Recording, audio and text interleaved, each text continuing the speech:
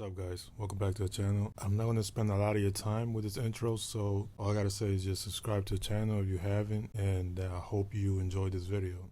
So we start off the episode with a quick recap of what happened last week. Then we turn to Ashley doing some damage control for the whole Starlight going live on social media and confirming that Soldier Boy still exists and that Homelander is the true villain.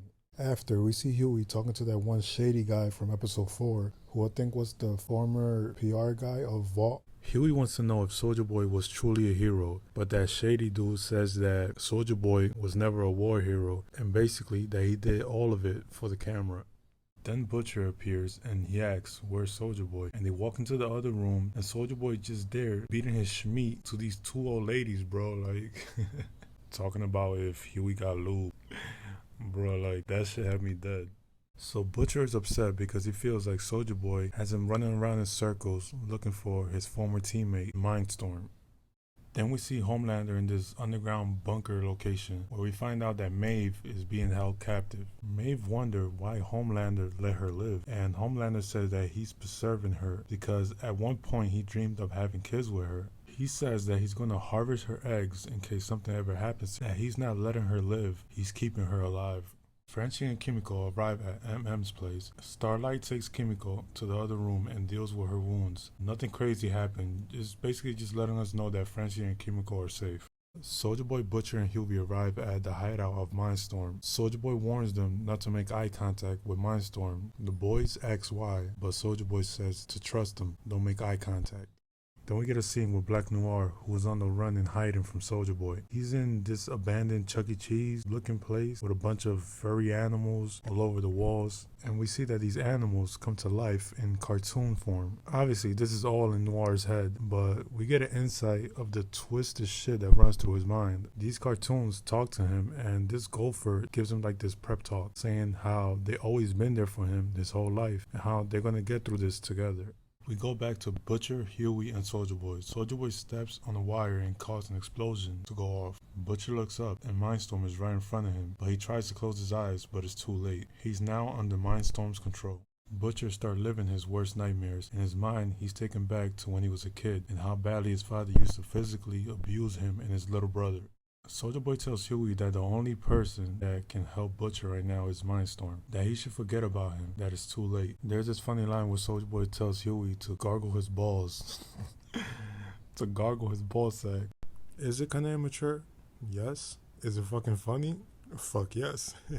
We go back to Butcher, and he's reliving the moment where his dad beat him with a belt because he was trying to protect his little brother who was hiding inside a closet. Then we get this scene with Frenchie trying to figure out how to take out Soldier Boy. But more importantly, we go to the room where Starlight is dealing with Kimiko's wounds, and Kimiko tells Starlight that she wants to go back to having power, and that she wants Starlight to sneak into Vault headquarters, steal some permanent V for her, and later we learn that she wants to do all this to protect Frenchie, who she considered to be her family.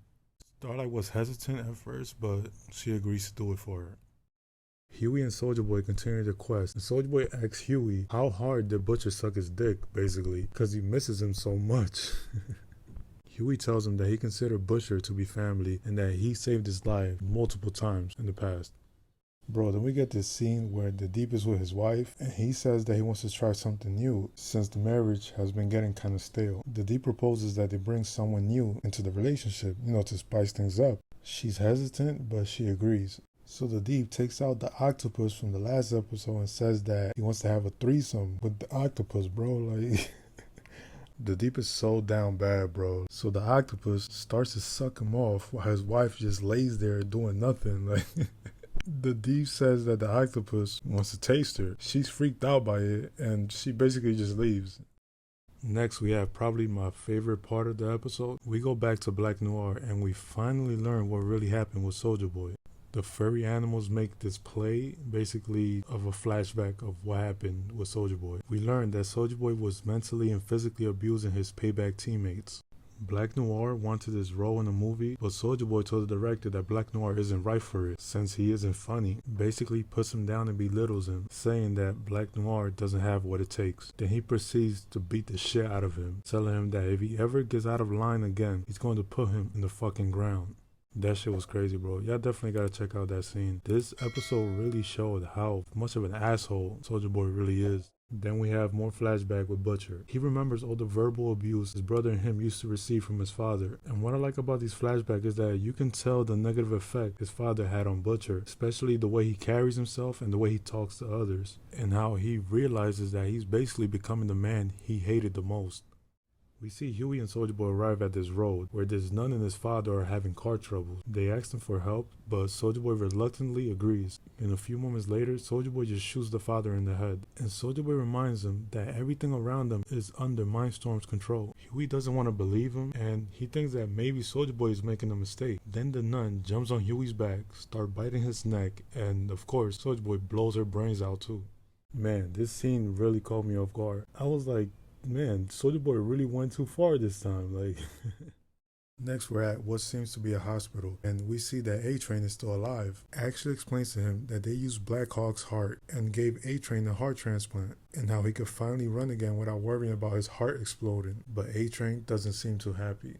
Then we get a short scene with Starlight sneaking into Vault Tower, where she learns that taking 3 to 5 doses of V will cause your brain to basically become jelly, killing the user. We get another furry flashback with Black Noir, and we learn what really happened to Soulja Boy the day he got taken by the Russians. Stan Edgar told Black Noir that they have a plan to get rid of Soulja Boy, and that they have a kid who's Homelander that's actually better than Soulja Boy and can actually fly. So the payback team ambushes Soulja Boy and puts him to sleep. But before that, Soulja Boy beats the living shit out of Black Noir, taking chunks out of his brain. Like, it was a brutal beatdown, causing Black Noir to lose his ability to speak, and who knows what other effects it had on him. So that's basically Black Noir's origin. Bro, then we probably get the funniest scene. So Starlight is trying to escape Vault Tower when Homelander sees her and tells her that he knew she's been there the whole time, and that he wants her to go on live TV to renounce every single bad thing she said about Vault and Homelander. But she says that's not going to happen, basically, and that she's not afraid of Homelander anymore, and that he's basically a coward. She saw it the day that he killed Supersonic, and that she should remember what he said to her that night, and that if she gets out of line, that he's going to kill Huey. And Homelander says that the only reason she's still alive is because she's famous. Bro, then Starlight pulls out her phone and tells Homelander that she's been streaming their conversation the whole time. And the look on this man's face, bro. Yo, he looked so scared. He really tried to play it off like they were running lines for a movie. Like, come on, son. Like, I was fucking crying. I was dead. Y'all need to go see this scene ASAP, yo. It's actually up on my channel right now, so go see that after you finish watching this video. Trust me, you're gonna love it. And of course, Starlight gets away.